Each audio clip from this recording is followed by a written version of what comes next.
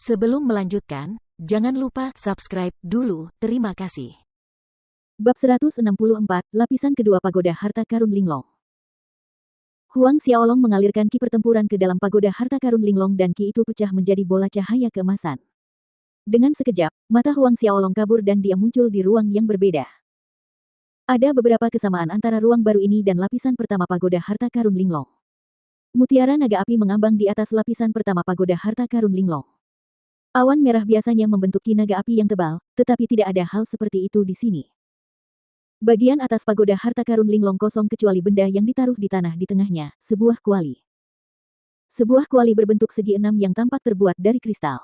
Selain itu, tidak ada apapun di ruangan itu. Huang Xiaolong menatap kuali kristal itu dengan tatapan kosong.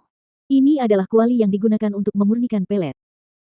Dia membayangkan akan ada harta karun bermutu tinggi seperti mutiara naga api di lantai 2. Huang Xiaolong mengira lantai 2 akan berisi harta karun spiritual yang dapat meningkatkan kekuatan ahli alam Xiantian. Namun di antara banyak kemungkinan yang terlintas dalam benaknya, dia tidak pernah berpikir bahwa lapisan kedua pagoda harta karun Linglong tidak akan berisi apapun selain kuali ini. Huang Xiaolong berjalan mengelilingi kuali itu satu lingkaran penuh. Kuali kristal itu tingginya sedikit lebih dari 1 meter, dan di badan kuali itu terdapat ukiran beberapa rune kuno dan beberapa binatang iblis yang tampak aneh. Setelah mengamati kuali itu sejenak, Huang Xiaolong mendekat dan mencoba mengangkatnya. Namun, ia mendapati bahwa ia tidak dapat menggerakkan kuali itu sedikit pun dengan kekuatannya saat ini. Tidak peduli seberapa banyak ki pertempuran atau kekuatan internal yang digunakan Huang Xiaolong, kuali kristal itu tetap tidak dapat digerakkan. Tampaknya kuali ini menyatu dengan pagoda harta karun Linglong. Sambil mengerutkan kening, Huang Xiaolong merenung sejenak sebelum memanggil salah satu bilah pisau dan mengiris jarinya, meneteskan setetes darah ke kuali. Begitu setetes darah merah tua jatuh ke kuali, kuali bergetar kuat dan dengungan bergema di angkasa. Pada saat yang sama, potongan-potongan kenangan muncul di benak Huang Xiaolong. Kenangan yang berhubungan dengan kuali. Kuali itu bernama Kuali Seribu Binatang. Ada dua formasi susunan besar yang terukir di dalamnya, satu disebut susunan penghancur yang menelan 1000 setan, dan yang lainnya bernama susunan pembalik asal langit dan bumi. Arai penghancur yang menelan 1000 iblis dapat menelan makhluk hidup ke dalam kuali. Sedangkan arai pembalik asal langit dan bumi di dalam kuali dapat memurnikan semua yang ada di dalamnya, mengembalikannya ke sumber asalnya, berakhir dalam bentuk pelet. Kedua susunan ini saling melengkapi, dan kombinasi ajaibnya dapat menelan ribuan makhluk hidup, mengubah esensinya menjadi energi murni. Huang Xiaolong tercengang. Bukankah ini terlalu menakutkan? Menurut ingatan yang baru saja diterimanya, selama pemilik kuali 1000 binatang semakin kuat, kuali itu juga akan semakin kuat. Implikasinya adalah bahwa menelan gunung suci atau lautan luas pun tidak menjadi masalah. Saat ia mengatasi keterkejutannya, Huang Xiaolong menjadi sangat gembira. Menelan semua makhluk hidup, memurnikannya menjadi pelet, bukankah itu berarti semakin tinggi kualitas objek yang ditelan ditambah dengan semakin besar energi yang dikonsumsinya, maka kualitas pelet yang dimurnikannya juga akan semakin tinggi. Dia bisa memurnikan dan kelas 4 atau kelas 5 sebanyak yang dia mau. Mata Huang Xiaolong berbinar cerah. Beberapa waktu kemudian, Huang Xiaolong berhasil menenangkan gelombang yang bergejolak di dalam hatinya saat ia mengeluarkan inti binatang tahap 10 dari cincin Asura.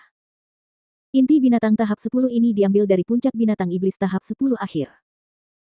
Mengeluarkan sebagian ki pertempurannya, kuali 1000 binatang berkedip saat daya isap yang kuat datang dari dalam kuali, menelan inti binatang di telapak tangan Huang Xiaolong. Selanjutnya, susunan pengembalian asal langit dan bumi diaktifkan, dan cahaya terang mengelilingi kuali 1000 binatang saat bergetar. Kabut uap air mengepul keluar dari tubuh kuali, bertahan selama 1 jam sebelum kuali 1000 binatang menjadi tenang. Seberkas cahaya menyilaukan melesat keluar, dan sebuah butiran roh bulat berwarna hitam kekuning-kuningan mengilap seukuran ibu jari yang memancarkan aroma harum terbang keluar dari kedalaman kuali. Senang, Huang Xiaolong melambaikan tangannya dan kekuatan hisap membawa pelet roh kecil itu ke telapak tangannya.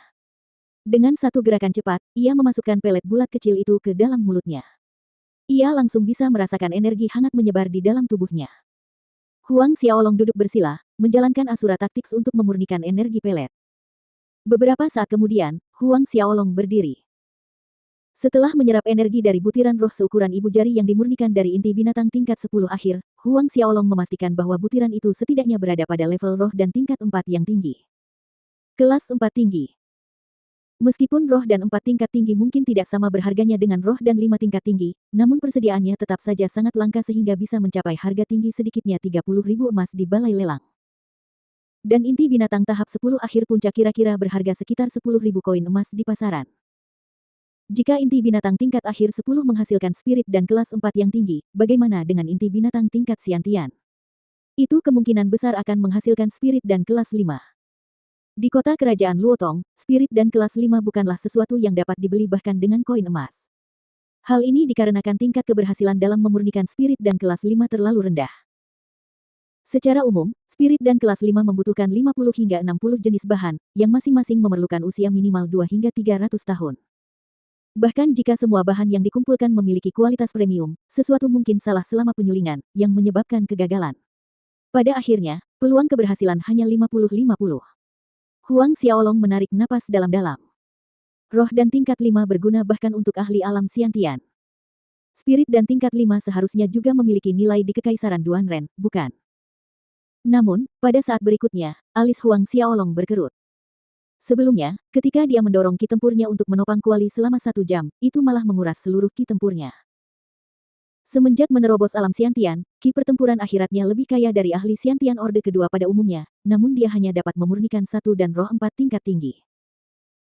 Kalau dia berhasil memburu binatang tingkat Xiantian dan mendapatkan inti binatangnya, bukankah itu berarti dia akan dihisap hingga kering dan menjadi mumi kalau dia ingin berhasil memurnikan pil roh tingkat 5? Dia hanya bisa menyelesaikan masalah itu ketika saatnya tiba. Huang Xiaolong menghela napas. Setelah menyadari hal ini, dia memutuskan untuk keluar dari medan perang kuno. Di luar, Zhao Su, Yuming, dan Fei Hou sudah menunggu dengan cemas. Huang Xiaolong telah tinggal di dalam medan perang kuno selama 3 hari 3 malam. Melihat Huang Xiaolong keluar, mereka bertiga diam-diam menghela napas lega. Detik berikutnya, Zhao Su dan Yuming memperlihatkan ekspresi terkejut di wajah mereka sambil menatap Huang Xiaolong. Dengan penglihatan mereka yang tajam, mereka segera menyadari bahwa ada perbedaan setelah Huang Xiaolong keluar dari latihan dibandingkan dengan 3 hari yang lalu.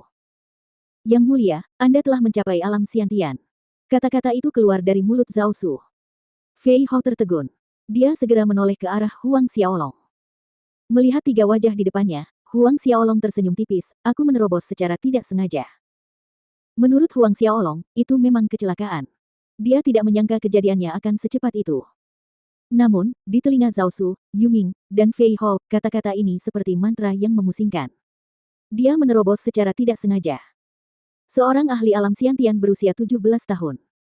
Ini akan menjadi sensasi di benua angin salju jika hal ini diketahui.